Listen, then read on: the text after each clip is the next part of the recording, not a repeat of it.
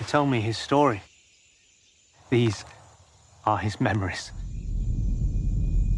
Can you feel him now? In the earth? No, I don't know what you mean. I think you do.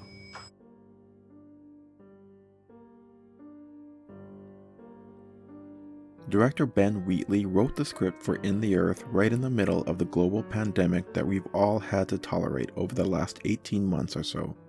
That makes sense considering that the subtle backdrop of this film is a deadly virus that has ravaged the entire world, forcing scientists to try to find a cure as quickly as possible. Sound familiar?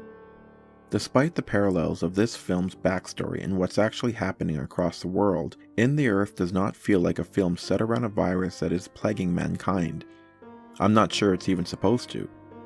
That's just the reasoning behind why Martin Lowry, played by Joel Fry, a scientist, is sent to a government-operated outpost in an isolated forested area outside of Bristol, England.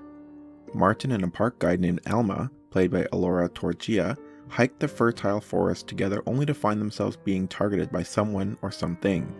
Wheatley amalgamates several sources here to come up with the plot of In the Earth, leaning on the pandemic itself, but also exploring witchcraft, folklore, and the fascinating scientific discovery that there are mega underground networks of fungi and tree roots that allow these living organisms to communicate with each other. That's all I will say about that, so as not to spoil too much for those who have yet to watch this film. The ideas developed in the movie are certainly terrifying, but In the Earth only barely identifies as a horror film, in my opinion. There are some frightening situations for sure, but it's not what you might expect if you've already checked out the film's trailer beforehand. There are definitely some graphic scenes here, for the record, in fact perhaps too much. I would have been more than okay with less of these shots of agony, for some of which I literally had to look away. The budget allows it to be as violent as it needs to be, Wheatley told Slant magazine in a recent interview. I don't think of these things cynically, and I enjoy things that are graphic, so it doesn't bother me. I don't want to criticize the filmmaker's decisions with this film, especially since I don't know the reasoning behind each and every decision, or if they were all even entirely his to make.